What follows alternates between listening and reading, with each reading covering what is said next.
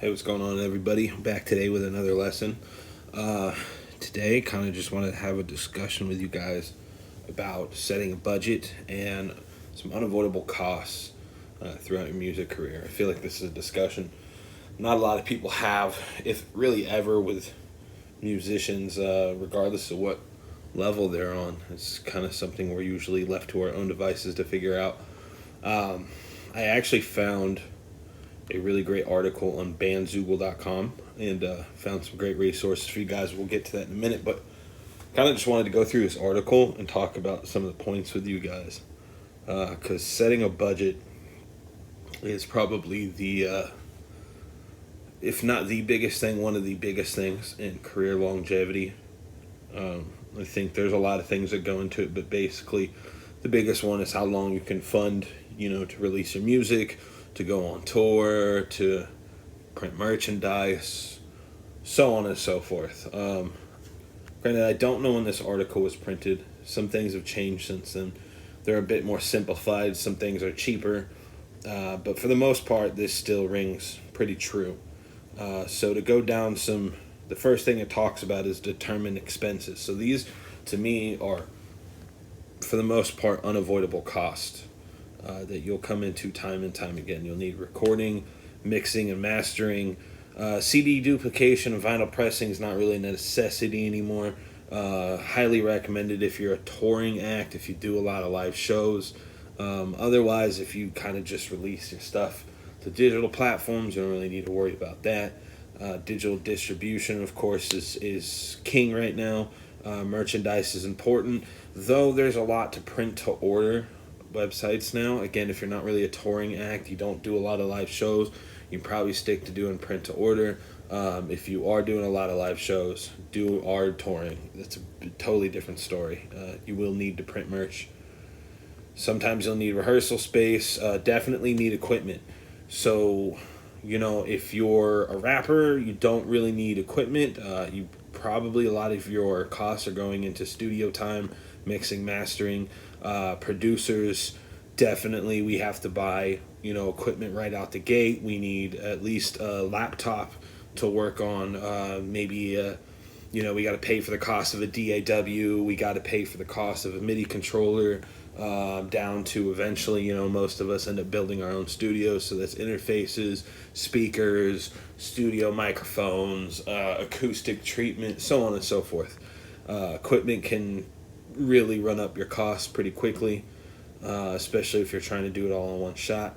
Musicians, if you need, whether it be features, buying beats, or things I can think of to, what is current, buying features, buying beats. Maybe, some people I actually know still hire studio musicians because they do a certain type of genre that calls for studio musicians. You'll need a crew, a team. Maybe not as you're starting, but down the line, eventually you will need to build a team, and those people will need to get paid. If you're doing a lot of, out-of-town shows or touring, you're looking at food and gas, lodging.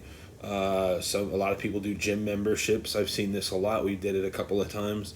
You get a gym membership so you can use them for showers, and you sleep in the van, sleep in the bus, whatever it is. Some venues have showers, but very few do. So gym memberships can be a big one if you're touring. Conference and festival fees, COVID tests in the modern age. Touring acts, you gotta test negative. Graphic design for album covers, photo shoots, posters, flyers, publicity, PR for promoting a project, getting press on that. That can also get very expensive. Websites, pretty much cheap for the most part. Mailing lists, videos, ads. These are all things that at some point or another are unavoidable costs. Depending on the level that you're on, whether you're beginner, intermediate, advanced, you'll experience different things. I think almost everybody experiences the cost of studio time and engineering, the cost of digital distribution, the cost of artwork, so graphic designers. One thing that's not talking about in here is marketing. Everybody lives on social media now, so you'll definitely need a budget for marketing. Marketing your songs, marketing your albums, your music videos, and most of it these days is done through Facebook, Instagram, TikTok, YouTube, etc. And while they're all very cheap, and they're all pretty straightforward and pretty easy to use, they cost money, and depending on what you're trying to do and what your goals are, they can get up there. And you can spend your money pretty quickly. These are unavoidable costs. You will need to gauge what your income is to your expenses, whether your income is from music full time, whether your income is from a day job, however it is that you make money. You will need to set aside some money for these unavoidable costs. It is really important to set it aside. A habit I got into really early was a piece of my income. I always looked at it as, this is not my money, this is money for the business. The most important thing about this, the most important thing above all about this and trying to make a career out of it, is you need to realize you are a business. You are the business. As Jay-Z once famously said, I'm not a businessman, I'm a businessman. You know what I mean? So you are the business. And for myself, it was good for me to have that attitude of every bit of money I got, I set aside some and go, okay, this is for me, this is for the business, being my music career. And I still very much think about that.